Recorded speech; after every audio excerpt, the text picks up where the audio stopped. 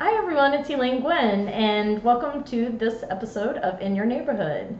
And today I am in Ellettsville visiting the Woodgate area. Woodgate neighborhood, and I am with Diana Robertson.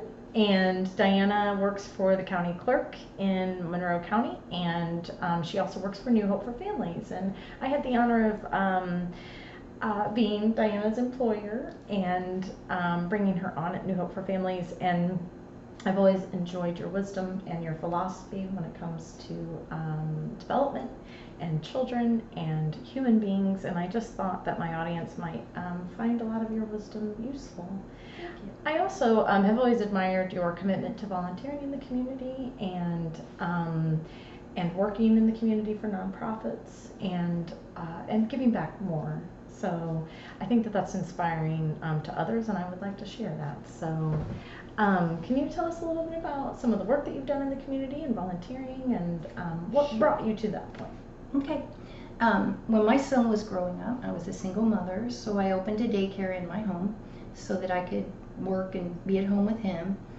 And when he went back to school to get his degree, I went back to school to finish my degree. Which I want to pause for a moment because I have another person I interviewed who did a similar thing, got their degree later, and I just want to share that with the audience too, that it's never too late. It's never too late, true. And I started work almost simultaneously at Middle Way House, and I worked there in kind of like with the families and security kind of a thing, and then segued into the child care program, and it was a natural fit for me. Mm-hmm. But what I noticed right away was that behavior in children who've experienced trauma and domestic violence and really extreme things in their lives, their behavior a lot of times got in the way mm-hmm. of their ability to achieve and even for people to get close to them. Mm-hmm, mm-hmm. And I needed to understand that more. I really needed to understand that more. And we would, all of us, say, oh, this child's been hurt. Mm-hmm. This child's really been treated. We could hear stories and we could cry. We mm-hmm. could say, oh, I want to gather that child up into my arms and heal that child. And that child's not going to let you. Mm-hmm. That child is going to fight you tooth and nail. Mm-hmm. And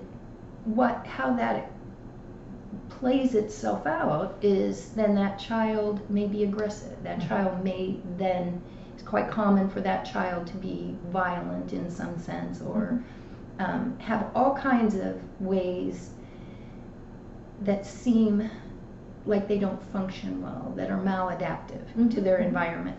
You know, and not to interrupt you, I wanted to just press pause a little bit because, so hold your thought.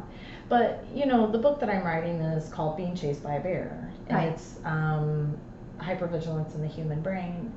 And what I talk about, and you just brought this analogy up, I'm often giving this dog analogy, that if that child were a dog, right, we would make accommodations.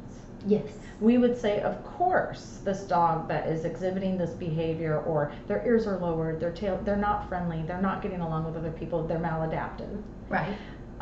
We make accommodations. We say, oh, poor Blue, she must have, someone did something to her. Right. So be gentle, be soft, don't run too fast. Right. When you walk through the kitchen, or don't get close to her bottom, like right. There are different things that different animals, we make an accommodation for that animal, and because we know in our mind, in our brain processes, knows that something happened to that dog. Right. But when it comes to human beings, we say, why are you doing this? Right. What's wrong with you? Instead of what happened to you. Well, I think, and that's that's one of the things I love about you, is because you get that, and you do see that with children, and you do a wonderful job of making accommodations because you understand the brain and you understand their needs. Right. So you just brought that to mind, so I thought I'd interject. Well, I'm glad that you did, because I talked in the community a mm-hmm. lot about this, and as I was learning it, and as mm-hmm. I was developing an understanding of it. And people would say, well, that child knows there's no danger around now. If you take a child who's lived in danger, and you have this certain neural development that occurs, mm-hmm. people intuitively believe that that child is going to know that you're not going to hurt them, and that then all this behavior and the way they think will just be normal. Right. They don't understand what happens in the environment to actually shape the neural development of children. So I thought, when you're working with children, what are things that you can do that can be done across the board, kind of universally, that that help mitigate that experience for the child? So I'm not advocating that we go in and we understand it all on a really technical term, but what do you do or don't do? Like with old Blue, you don't startle Blue, because then he might snap at you, a dog that never would. You find ways to modify your behavior, Yes. so that the children don't feel as threatened. And I think We're all people. yes, You know, and I think that that's that important message, is that all traumatized people, or all people who have been kicked or feel like they've been stabbed or feel like they've had trauma, they are impacted by that. You know, and using this dog analogy again, and I just stopped the timer because I already know our conversation is going to be so great that it's going to go over my usual 20 minutes, and I am fine with that, because I think that this is an important message to get out there. But you know, we with a human, we want to, you know, like I've said so many times, we want to place blame and, you know, why are they doing this? But we don't ask with a dog what happened, what brought them here. We don't need to know, and we just give the accommodation. right. We just modify our behavior, and the interesting thing is, with human beings, regardless of what age, that is still possible. Right. You know, it's still possible that we modify our behavior, and it might take a long time. It might take, you know, months to really get someone to trust you, just like a dog that has been abused, just like any animal. And so I just, spreading that little Well, one thing tidbit that more. I've noticed, and I'm going to throw this in, I don't want to embarrass you, but one thing that I recognized when I went to New Hope is that you have that unlimited patience. It might be because of insight that you have for people who've experienced a lot of stress and trauma with the homeless population. Kind of, it overlaps in places. A lot of times people will experience a multitude of things that get them where they are in their lives. But I loved that you were like, this is people. These are people. These are people's neighbors. These are people that you see in the grocery store. This is just normal. So that's another thing, when you have this disconnect between what's normal, what's considered normal, and what is normal for other people, and that inability to bridge that gap. And I think the onus or the responsibility lies on people who have more. Like, they have more resources, they have more education, they have more in their life to be able to take the bigger part in bridging that gap. And that's why I think the community is so important. So if you have a child, say, who's struggling in school, and say that child is violent, well, every effort should be made by society and by our community to be the ones to step in and help make that be a different experience. And like you said, and you said, and I can't reiterate this enough, we expect people to be fully formed when they're born with the ideas of what's right and wrong, what's normal, how you should treat people, and then say that environment is negative, say it's an abusive environment. Then all you need to do, this is what we think, this is a common way that people don't even think they're thinking, you take that individual out of that environment, and all that normal stuff is going to just flourish. And all you have to do is just love yourself and try harder, and pull yourself up by your bootstraps, and everything's going to go okay. And I think I want to pause again, because I love our conversations, as you can tell, because we said this all the time at New Hope, and I still do, but we don't know what we don't know. And unless you have been loved, and unless you have been shown love, and unless you have been taught how to be good with finances, unless you have been taught how to manage a house. Unless you have been shown how to do these things, we're not far off from monkeys. I mean, really.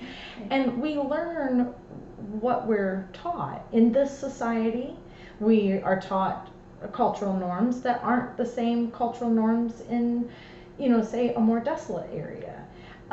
We learn what we are shown. And so in our society, we expect people to just know how to do these things. We expect them to just have all of these skills, even though no one in their life has ever mentored them, no one in their life has ever shown them how to do these things. And then we put them down when they can't figure these things out, or they make mistakes, or they use drugs and alcohol to cope with the pain of rejection over and over again from their society. Right. And rejection is just as painful in the brain, in the body, as being stabbed with a knife. It is pain. And we don't look at that. Right. We need to. And so, yeah, that's just my little. Well, you know me. That's one of my big passions, is that you can't expect people to have all of these answers that they've never learned. And right. You can't know how to love yourself unless you have been shown love. Right. There is such a relationship between environment and genetics. Mm-hmm. So a lot of people will say, well, genetics and other people are environment, but it's the relationship that's important. Mm-hmm. So if you think of an experiment, a horrible experiment that was done. I know there are some horrible experiments. I know, but we learned from it. Mm-hmm. Kitty's eyes were sewn shut when they were born, and they wanted to find out if a kitty would develop eyesight without light. Mm-hmm. And the kitties were blind. Mm-hmm. And at very best, they're not going to be able to see very well. Mm-hmm. So we know that things in the environment mm-hmm. interact with things that are there, and it draws that development. Mm-hmm. And it's during specific developmental phases. And if that phase is missed, like yes. during the time when the kitten would normally get eyesight, if the eyes were kept closed, if they miss that developmental stage, it's gone. Right. And that's something that I think is important when it comes to humans, is if a child or a person, a human, just a human being, I like saying that, just human beings, misses a specific developmental phase, whether it's learning about connection or trust or all of my needs are going to be met, it's not there. Right. And in some cases, it's not going to be there. Right. And there are some things that we can do. We're learning in research in recent years about the power of connection and the power of love. That doesn't heal everything. Right. But the power of human touch, hugs. Right. I mean, these are the things. But that takes connecting to somebody, Well, see, that's another thing and I'll put a thing in here. This is one thing that I learned from you. So I came in with all of this, like this theoretical knowledge, and mm-hmm. I had worked with kids for 10 years. So I come in and say, just give the kids hugs. Yes, but there is actually then. There's science. Yes, there's science behind that, and mm-hmm. that may be actually the more powerful thing that the more immediate mm-hmm. thing that can be done. Now, what I studied was how does neurodevelopment affect how a child views the environment? What's the difference between aggression to get what you want and aggression because you feel like people are trying to hurt you? Mm-hmm. All of these things. And they do call that as your sense of entitlement. That term gets kind of thrown around and misused, but we all have a sense of what we're entitled to, yes. and we have a right to feel entitled to basic needs. Yes. And that is why children, a lot of times, they do feel like I am entitled to someone loving me. They might be more clingy. They might be more, I don't want you to leave, Sure. They are entitled to that. The behavior expresses a need. Mm-hmm, mm-hmm. And sometimes that behavior, again, causes that child to have difficulty in their next environment. Mm-hmm. You have a teacher with 30 kids. I have seen that. I worked in the schools, and I have seen that, where yes. the teacher is like, you need to ask permission to hug your friends. And I get that.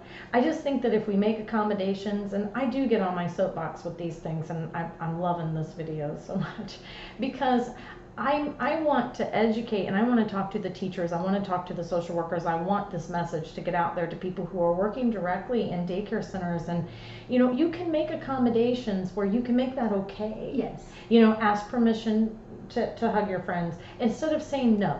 Just no, and just being in this big hurry and brushing everything aside. I highly value code of ethics, for social workers, but sometimes just having somebody place their hand on yours for a second, Right. and saying, I care about you. I care about just you, and I'm here, and I have your best interest at heart. That there's power in that. Right. And we've gotten so don't give hugs, don't, and don't touch, and that's the one thing to promote what I love so much about New Hope then and now still, is that was what New Hope was about, was getting on the floor with the kids and Right. doing things with the kids and with the adults and giving a hug if somebody needed it. And I liked that I didn't have a social worker licensed to worry about that. I can ask someone, is it okay if I give you a hug? Right. And never had anybody say no, but if they had, I would have honored that. But I think that there is power in that love and caring. So right. Sorry, and I you interrupted had talked about no. You had talked about, and this is something that I've had to implement a little bit on children.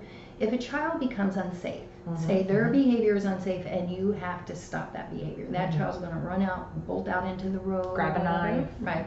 Safety's very important. Putting your arms around that child, and I've always been uncomfortable with this idea that you have at different places about restraining a child. But thinking of that as a deep pressure hug, not hurtful, not in any ways binding.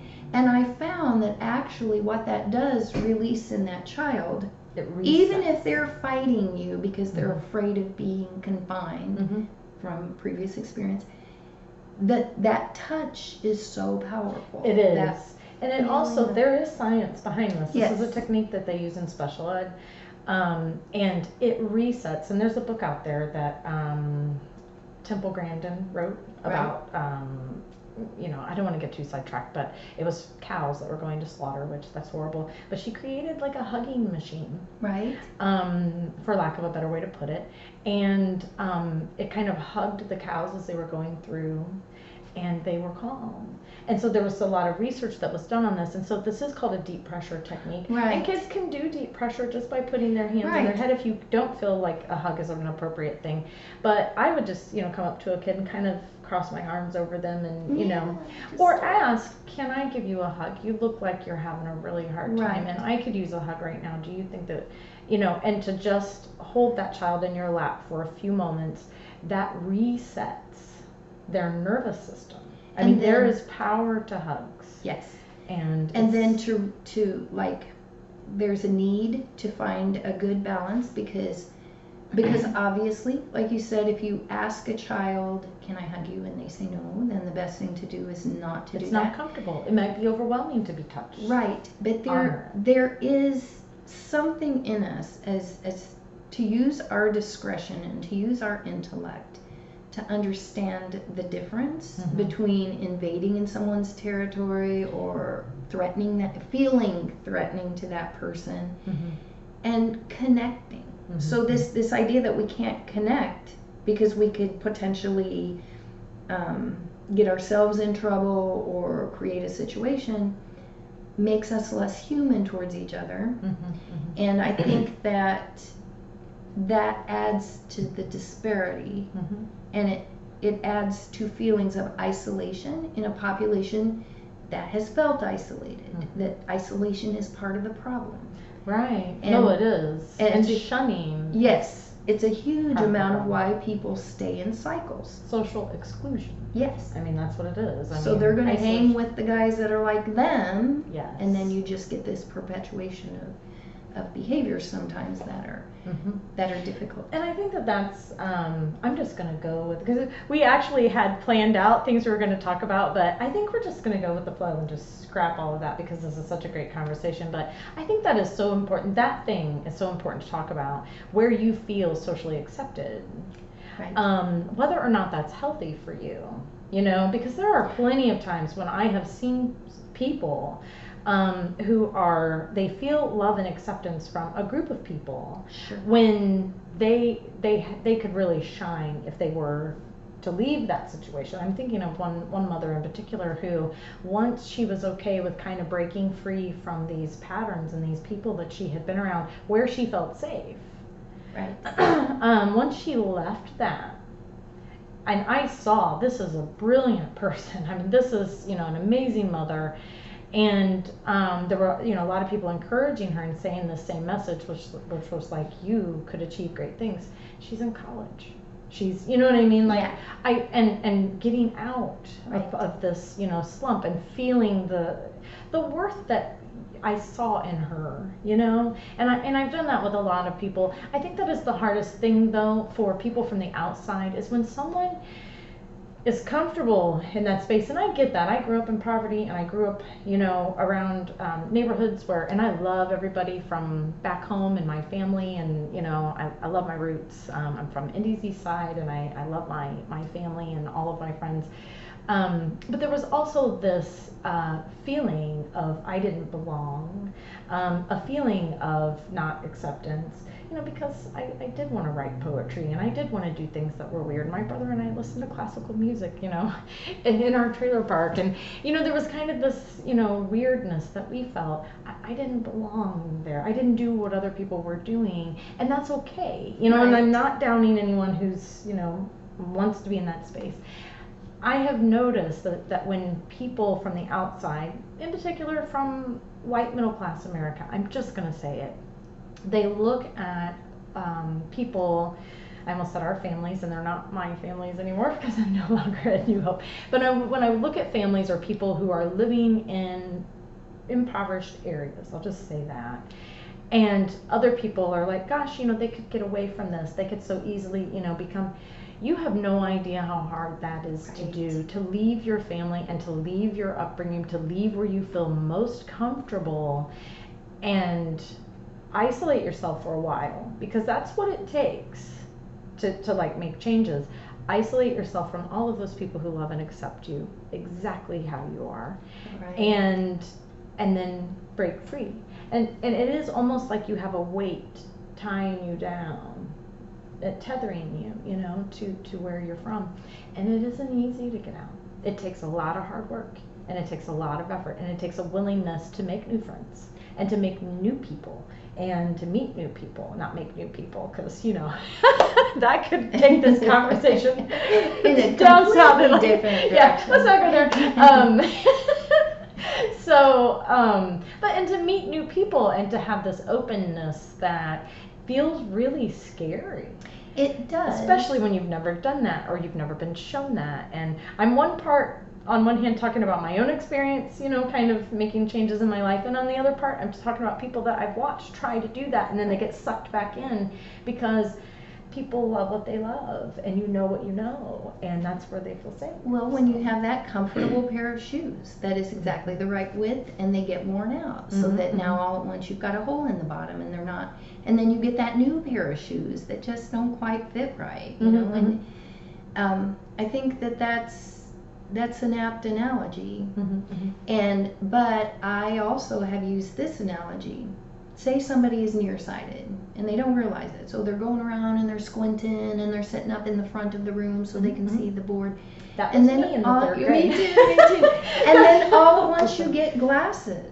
And it's clear, yeah. Right. And then all at once you don't quite, I mean, if you can draw on that experience, all at once you're seeing things you didn't see before. Oh, what's that? Or even being aware of the fact that people noticed that you were sitting up in the front seat and going up to the board to see it. Seeing how we adapt to things as well can make us uncomfortable.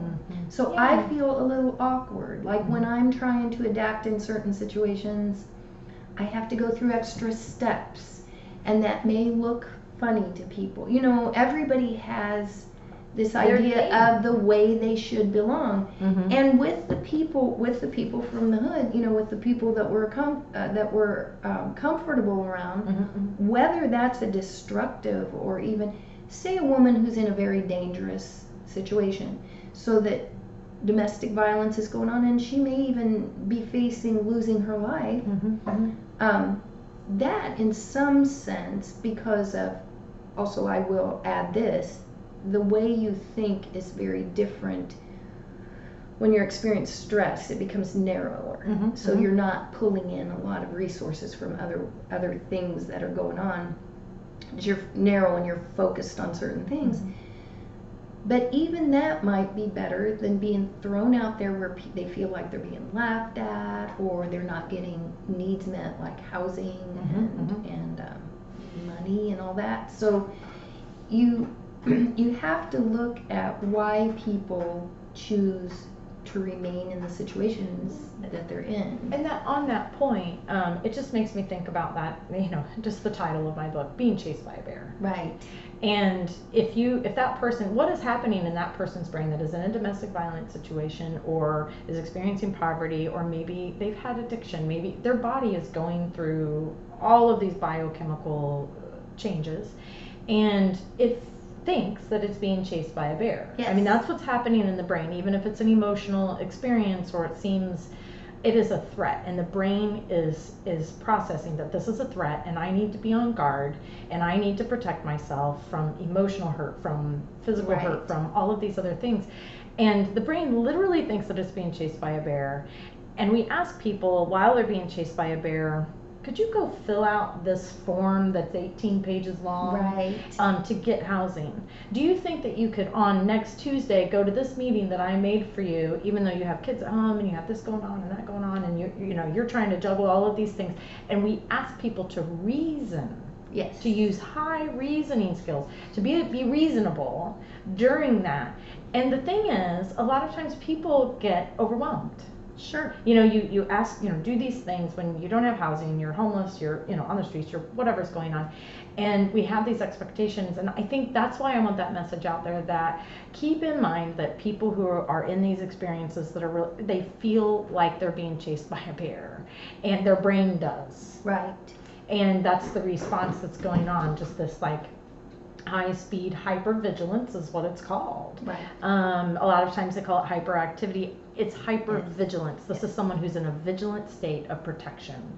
And so I think giving somebody a pass when they don't make it that first time, or giving somebody a pass when you say, hey, I could give you a ride to this thing, and they don't show up, give them a pass. Don't give up. Keep trying. They say that when you're working with people in homeless populations, it can take up to 18 months to build trust. Yeah.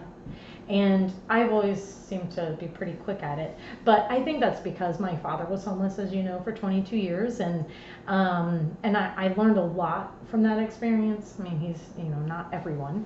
But I definitely learned a lot from that experience. And, to share my little technique, I don't know if anyone knows this, so I'm going to give you a little tidbit here, is my technique is I'll go first. Right. So when I meet somebody and I'm talking to them and I want to see if I can build trust with them and get them to share their heart, I share my heart first, and I share my story first, and I let them know this is what I've gone through, and I'm okay exposing all of that vulnerability. I'm okay now with saying, look at this, what most people perceive as ugliness, that I've kind of experienced or what I've been through. And that I have found connects hearts. And I have found that, because I have people tell me all the time, gosh, I feel like I've known you for years and I could talk to you about anything. I think it's because of that. I'll go first. Just you go first. Right. So that's a little tidbit on that. I might shift gears. I love our conversation. We could go on for hours and hours and hours.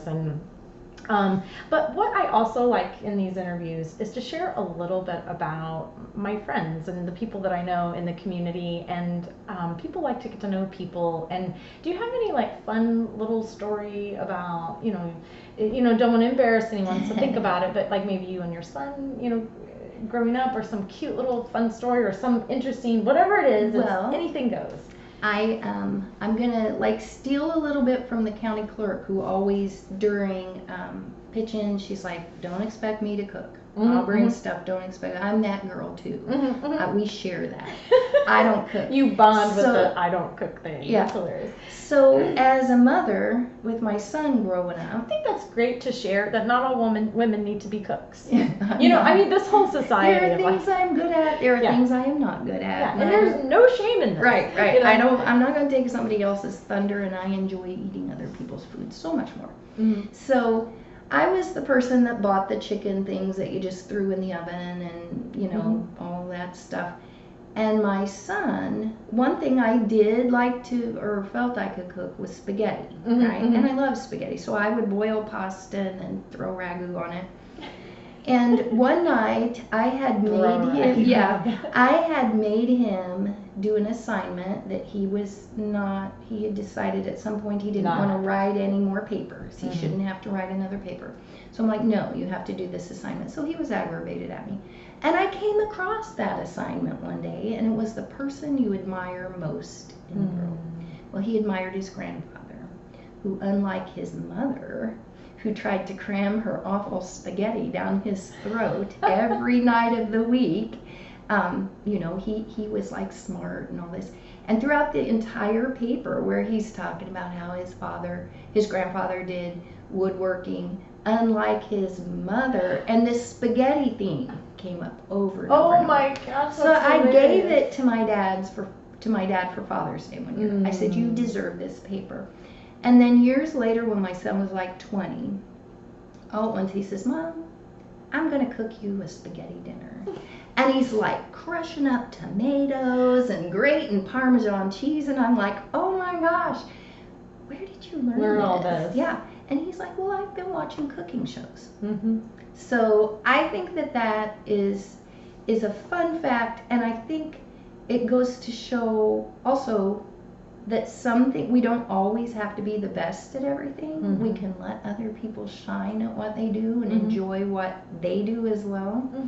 But yeah. That was really inspirational on many levels. And thank you for letting me interview you today and sharing your wisdom. And this was a really great interview. I had a lot of fun. I have a lot of fun with every interview, but yeah. Well, when I first met you, and I'll add that I had made a tough decision in my life. And when you talk about people saying, oh, you're like, I know you right away, or I feel like I know you right away. But to me, what it was is you were so encouraging, and it was a tough time for me, and you were like, there is this new hope magic.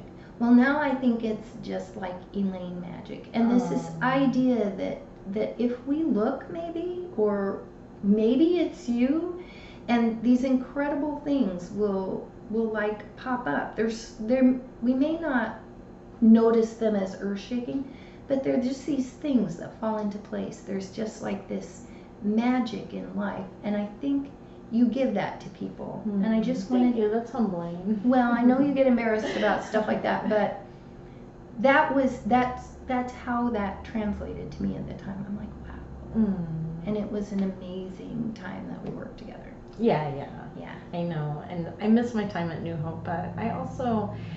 All of these things are lining up. I shared a little bit about that earlier. That I decided to write this book, and I had a literary agent express some interest and ask for a proposal, and it's kind of in the developing phase. And I didn't expect that to happen.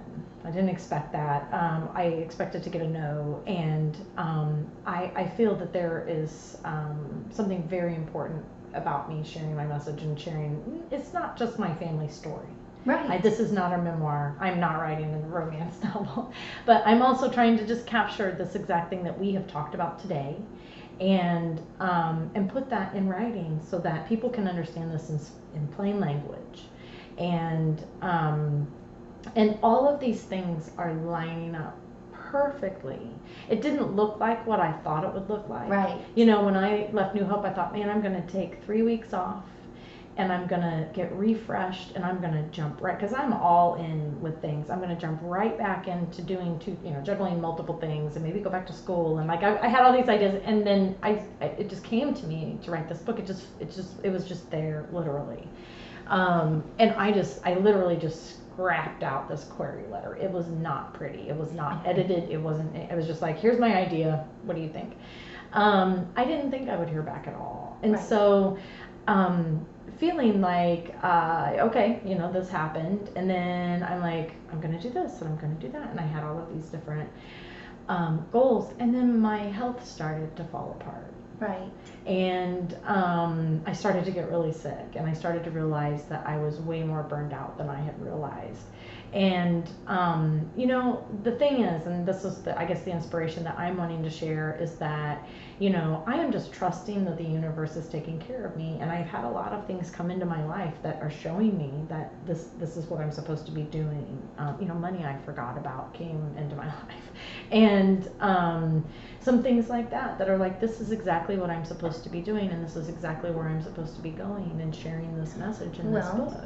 And when you're talking about this, I just also want to add this real quick, Mm-hmm. is that we've talked many times, Mm-hmm. and one thing that I think is amazing about you, and to me, this is your mission, you know, this is to me, I'll watch and I'll see, I'll say, oh, she did that, is making awareness so that some of the protocols we didn't get to talk about today, which was a strengthening family coping skill. Yeah. We'll But do some- another okay, interview for that one. okay. It'll be a good episode, yeah. So some of these things that can be taught easily, and pieces taken out of things that have a lot of research and respect behind them, that these can be done from everyone. Everyone can do that. And you saying, you know, we can do this. This stuff works. Why wouldn't you be doing the stuff that works? If you have to interact, if you have to do something, you don't have to be a psychologist. You don't have to be a therapist. You don't have to be a brilliant person To be kind and to be a mentor. And there are things that work with people that are beneficial. And you, while this didn't really come out in today's conversation, that's another way that you've inspired me. It's like, you know, this has a lot of research. Are you trying to make me cry today? No, I'm not. What I'm doing is I'm trying to, like, I don't know that people realize that about you, but this has an intention. There's intentionality behind a lot of this, and that is we can make other people's lives better. We can improve things. We can love each other. Yes. And you I call that, she calls it love, and it is love. Grandma love. It is grandma love. Yes. But there's also all of the research that you've done behind it. Yes, there's not. This isn't just and you know, definitely for another episode, I could talk about Bruce Perry's work. Yes. You know, a boy who was raised as a dog, which talks about the power of love and that we were born for love. And there is research and science behind that. It's not just me, grandma loving everybody, but I do love to grandma love everyone. And I think that that's important. I just say all the time that it is so important to have somebody that's on your side. Grandma didn't care what you were out doing last night. She just still loved you. Right. And fed you and looked at you the same way and gave you a hug when you left and, you know, was happy to see you every single time. That is so vital. Just this person, you don't even have to see somebody regularly. Just a person that's in your life with some consistency, once a year even. Right. That every time they see you, it does make a difference. And I love to grandma love people, and I love to feed people, and I love to get to know people, and that's just me. So it's been an honor in my life. I mean, I'm so grateful to be able to share that with the world, with Bloomington, and hopefully the rest of the world. We'll see where that goes. But anyway, this was a great interview, and thank you, and I love you so much. I love you. And I love you, and have a good day, everyone, and thanks for watching.